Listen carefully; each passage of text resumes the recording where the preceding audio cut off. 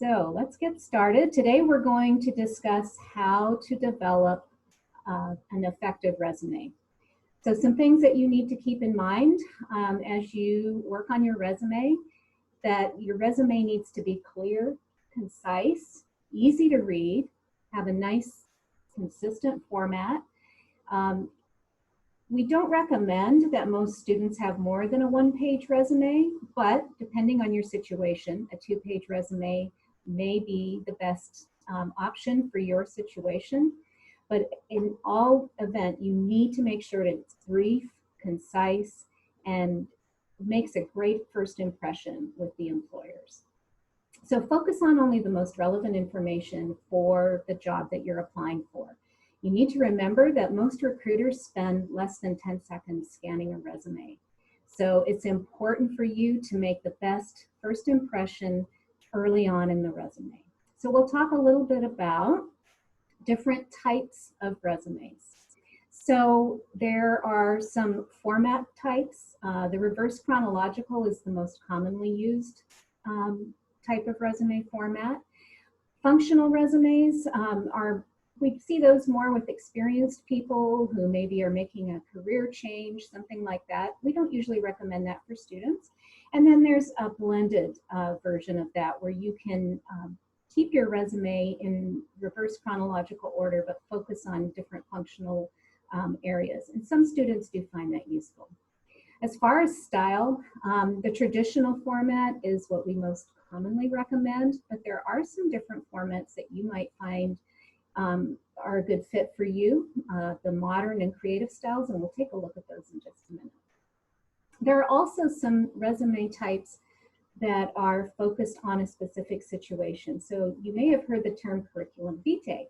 Now that refers to a more detailed resume that is used mostly for academia, positions in higher education, and in research. We usually recommend that for a doctoral student or perhaps a master's degree student. The federal resume is used if you're applying to the federal government. And that is also a very specific type of resume. It's very long. It includes a lot more information than we would typically recommend for most typical job applications. And you can get some help with your federal resume on the usajobs.gov website. And then finally, we're going to talk a little bit about how to develop your resume for getting through the applicant tracking systems, or the ATS system. So an applicant tracking system is a computerized system that companies use to screen resumes. And so it's important that your the resume file format that you use is compatible with their system. And usually it'll tell you in the job application.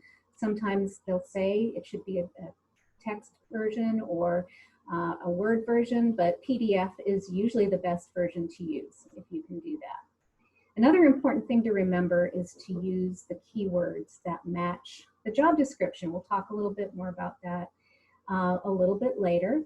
And you want to try to use the same words that they're using when you describe your experiences. Avoid using graphics, tables, text boxes, things like that in your resume if you're uploading it to an ATS system. Sometimes they don't read them. They don't read the information within that. And so a lot of your important information could be lost. So the traditional format is usually a better choice for that. And also stick to standard font sizes and styles and the standard headings that we recommend, like experience and education. That way the ATS system can recognize those areas more easily. So here are the different types of resumes that we were talking about. The traditional type here is the one that we most often recommend, and the samples that we provide on our website are typically in this format.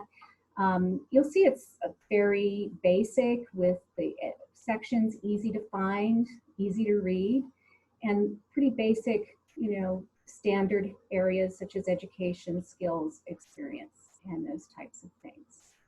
And we'll talk a little bit more about each section in a moment. This modern format is a different way to organize your resume. It help some people get their all their information on one page when they might typically be a 2-page resume. It makes some areas a little bit easier to see. You can see over here that we can find the skills and education rather easily. The only thing is that it may not go through the scanning system very well, and some employers are more used to this more traditional format and may not really care for this type of format. Now, this creative format would be a very, maybe for someone who is definitely not going through a scanning system, but handing in a resume, maybe at a job fair, and they want to make a really bold impression because you're using colors and charts and things like that. And you might, if that's reflective of your personality, you may want to do that. Generally, we would not recommend that for most of our students, but certainly if you want to be a little bit different and you're going to be able to personally hand the resume to someone, that might be a good choice for you. But as we said, the traditional format is the best for the scanning systems and for most of the applications that you're probably going to be handling as a student. One thing I forgot to mention at the beginning, if you do have any questions, you can please ask them in the chat box, and our staff members will be monitoring that, and we'll also try to answer all those questions at the end. But please feel free as we go through to ask your questions in the chat box. We do have your microphones muted, so you will only be able to ask questions in the chat box. So let's talk a little bit about the different sections in a resume, the most common sections. So first of all, you're going to need your contact information. Who are you, your name, and how can they contact you? We recommend placing your name in the header of the resume. That is where a scanning system will be looking for it, and it's where most people will look for your name and contact information. Use your local address and phone number. We will note that some people don't care to put their address on a resume, their actual physical address, and that's certainly fine. But if you are going to use it, it's best to use your school address unless you're trying to get a job back home. And if you do live, you'll be able to go back to your home address and live there, then that would be appropriate in that situation. Make sure you use a professional email address. The FIT email address is preferred, or like we said, a professional sounding email address, and also have a good professional voicemail on your phone. We do recommend listing LinkedIn now. That is becoming more and more common. More employers use LinkedIn for their recruiting, so they will be it will be easy for them to contact you through LinkedIn as well. So here are some examples here of different ways that you can present your contact information. And if you have a website as well as a LinkedIn address, that might be something else to include. Okay, so the next thing after your contact information that we recommend is, of course, your education. That's your most significant accomplishment. It's going to be the main requirement for the job, so it's important to list that first. And you're going to want to list your Florida Tech education first, because again, we list everything in reverse chronological order with most recent first. Make sure that you add your graduation date. It can be in the future, so you can say expected graduation, anticipated graduation, but that tells an employer where you are at in your education. So if you're going to graduate in 2 years, they will know that you're a sophomore seeking an internship.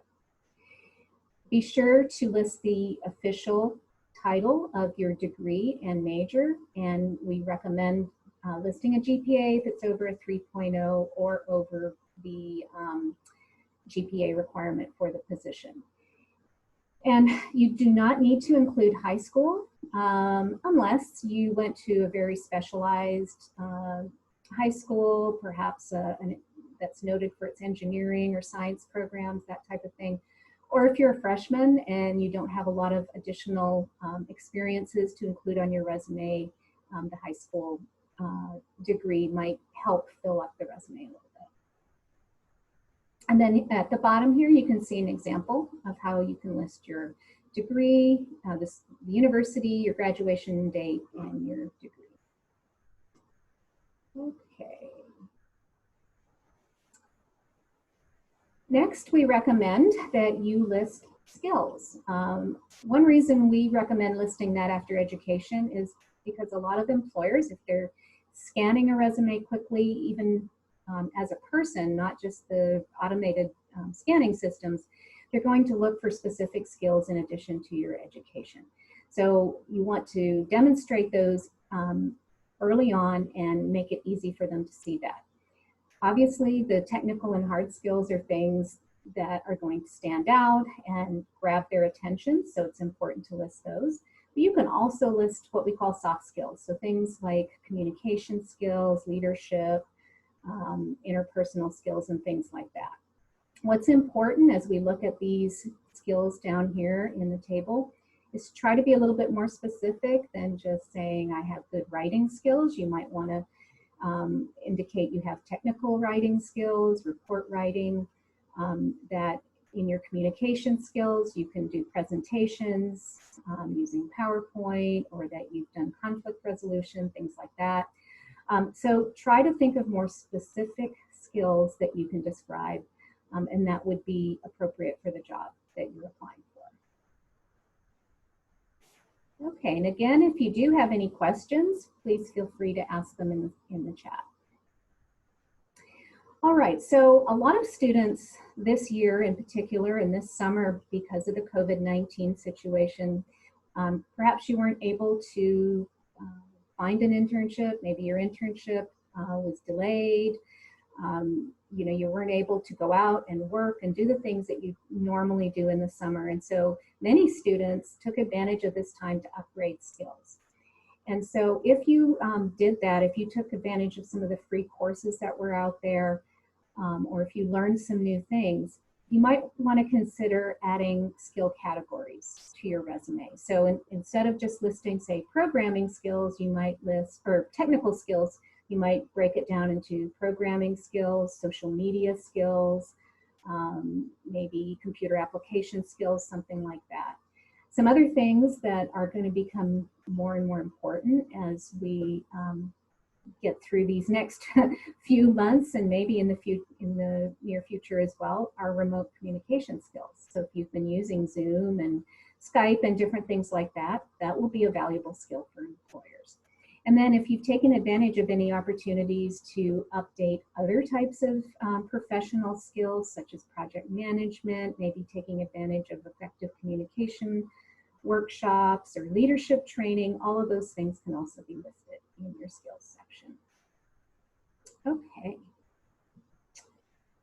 Next, let's talk about experience. So this is, of course, another very important section for your resume, and we recommend that it be listed after the skills area. Now, some of you may be concerned, you're like, I don't have a lot of work experience. Remember, in this section, since we're just labeling it experience, it can include different types of experience. So it could be work experiences, jobs that are paid. It can be internships or volunteer experiences that are unpaid. It can be things like projects or leadership positions with your student organizations. So anything that might be considered relevant experience can be listed in this section. And for some students who don't have a lot of internship or paid work experience, this can be a great way to demonstrate your skills from a classroom project, senior design project, or perhaps something that you were involved with on campus. Now, you could list this in another area of the resume. If you're someone with a lot of work and internship experience, you may want to list projects under another heading. So there's different ways that we can do that. And if you make an appointment with one of us, one of the career advisors in our office, we can help you determine what the best format will be for your situation. But generally, employers want to see some type of relevant experience. And they're not necessarily, you know, an internship experience, of course, is the best type of experience, but they are also really interested in projects and things that you can do to demonstrate your educational skills. So don't be afraid to list those types of experiences as well. So as we mentioned, projects, perhaps you were involved with the Formula Car or the Rocket Society, and you actually built the car or the rocket or the concrete canoe. Those are some great student organizations that can be listed within this area. And then any substantial volunteer work or community engagement activities that you're involved in can also be listed. So here at the bottom, we just have some examples of how you can develop your bullet statements for your experience section. So for example, in the internship, went too far. In the internship example here, what are some things, some skills that you learned while you were on your internship? What were the results of the work that you did? And then did you get any achievements? Did you get an excellent evaluation, or maybe a letter stating thanking you for some work that you did? So these are ways that you can develop your bullet statements and think about your accomplishments, not only for your resume, but also for upcoming interviews. Now here's an example down here for the academic assignment. What were the skills that you utilized in doing your assignment or your project?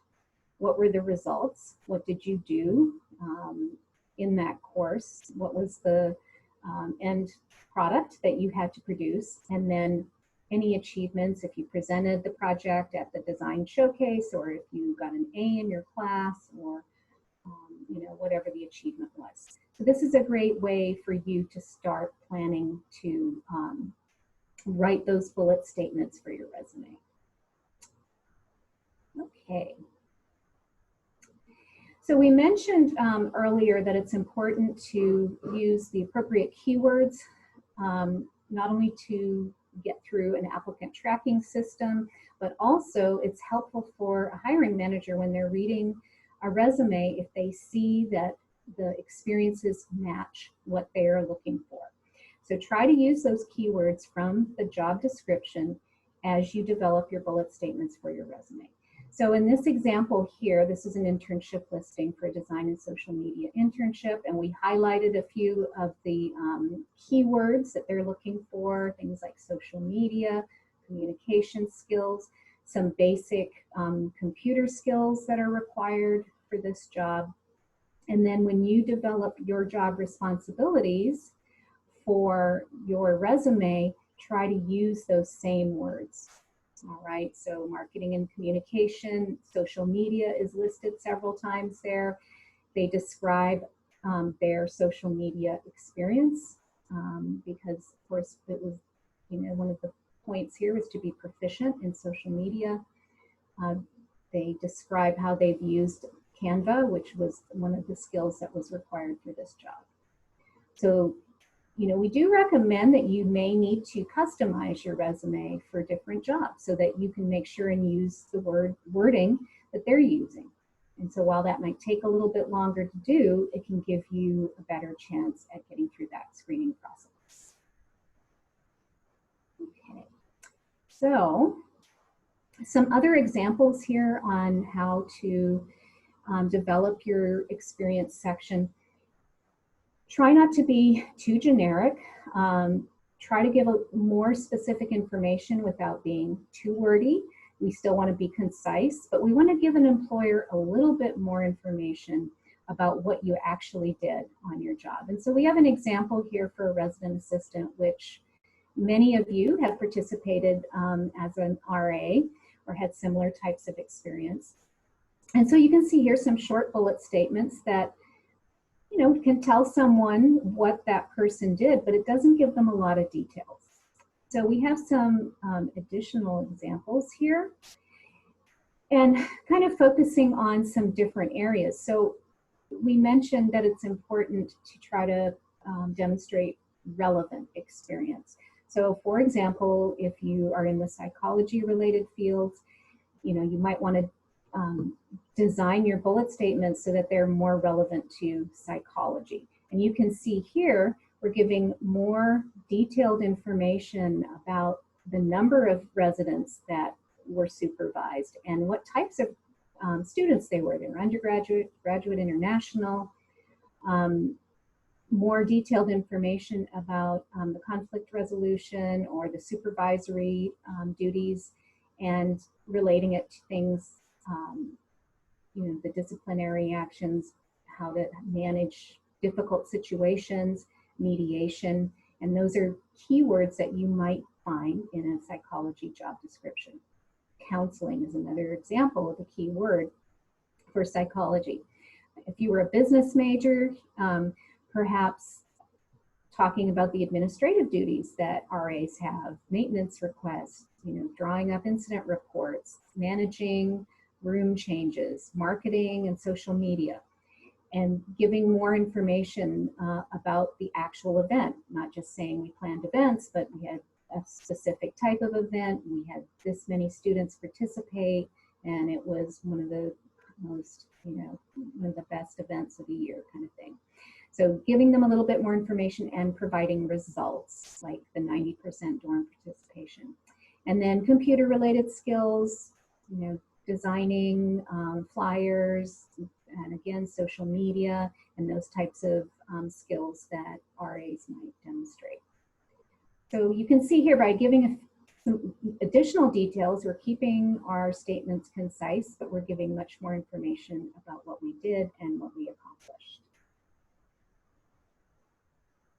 And I see Max has a question about writing about your experience. Max, it depends on your situation. Perhaps you have enough experience that you do need more than one page. You want to be as concise as you can while still providing details, and try to stick to the most relevant details. So, sometimes students will give information about everything that they've done in an experience, when they maybe should just focus on the most relevant things for that position. But I would recommend that you try to schedule an appointment with one of us, and we can help you with that. All right, so good question though, because it is tough. I think all of us have a problem trying to be as concise as possible, but still you want to share the most important qualifications that you have. Just try to keep it as relevant as you can. Okay, so we talked about the most common sections that we recommend, or sort of the must-have sections: contact information, education, experience, and skills. There may be some additional sections that you want to add depending on your situation. So independent projects, for example, if you're doing your own things, you're developing your own apps, or you're designing your own computers, or it's not even related to classwork, you can list those and you can include them in a separate heading if you want. Of course, honors and awards are always important if you have them. If you are involved in extracurricular activities, student activities, athletics, that type of thing, can be listed under co-curricular activities. If you're an aviation student and you are a flight student, you will have flight hours and certifications to list, and that needs to be up at the top of the resume when you're a flight student. If you've done any research publications and presentations or conference presentations, all of those are very important, especially for undergraduates, but also for graduate students who are involved in that type of research. Okay.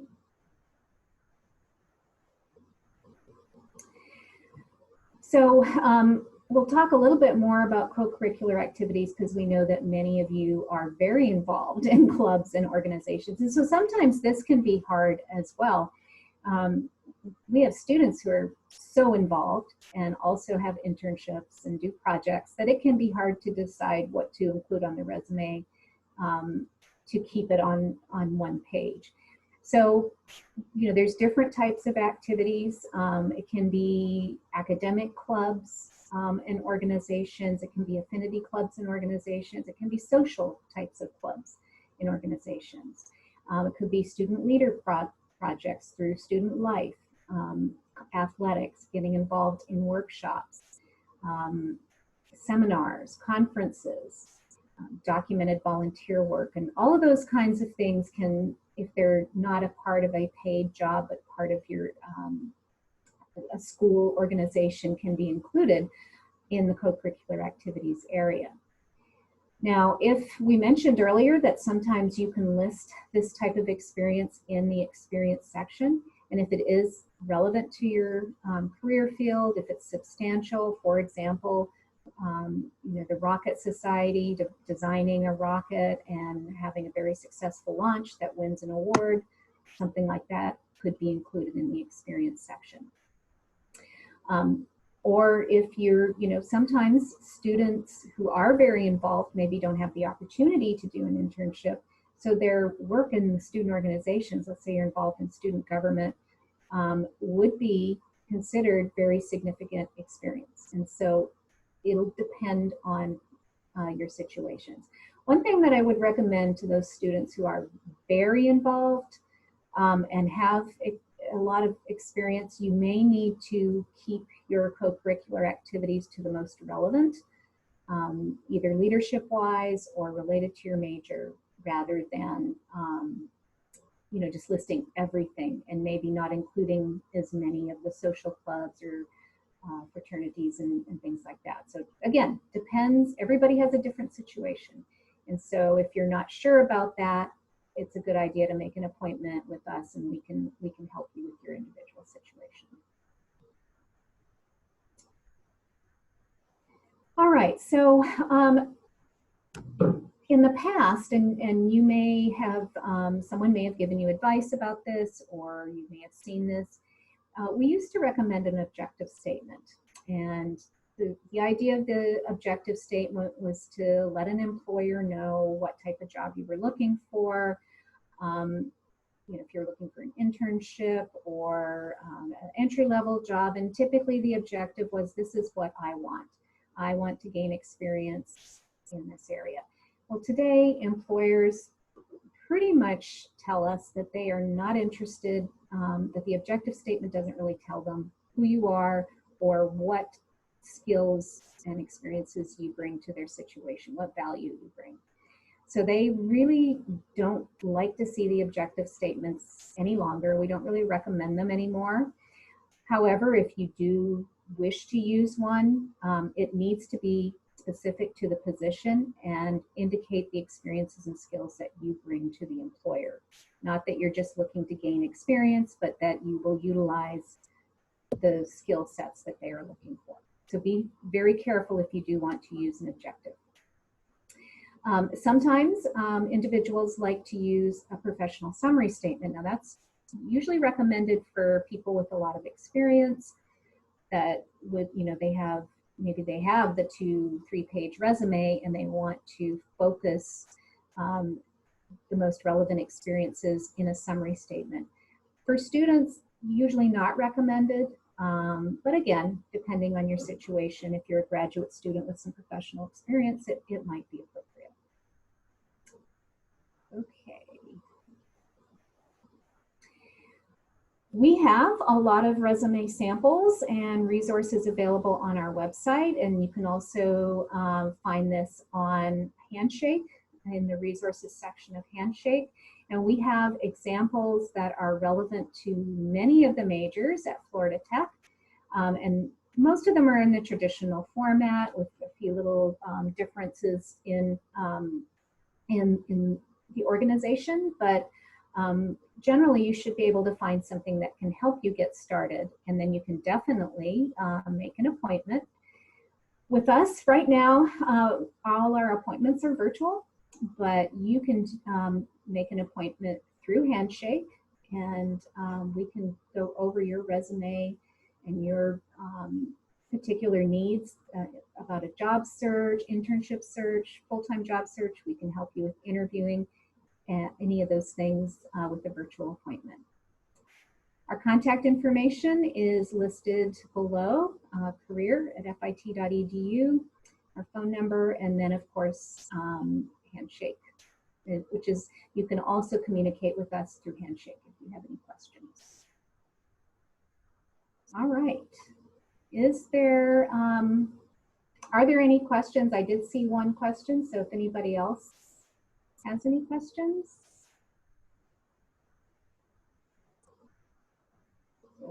Doesn't look like it. Kimberly? I do see someone had asked if they should ask questions in the chat box, and the answer to that is yes, you should ask all your questions in the chat box. They are going directly to the host, so answer those. So if you'd like to type that in now, you can use the chat box. So we'll wait a few minutes.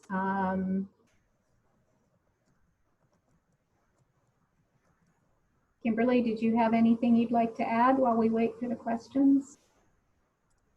I think that definitely covered a lot of the main points of resume. As you mentioned, I think remote work is becoming more and more necessary to showcase your remote skills. So that's a point that I would just reiterate is if you can put down all of those software and systems and things that you've done online, especially your online courses and what you've been doing with those, any kind of software or communication tools that you can add, I would definitely be documenting that on your resume.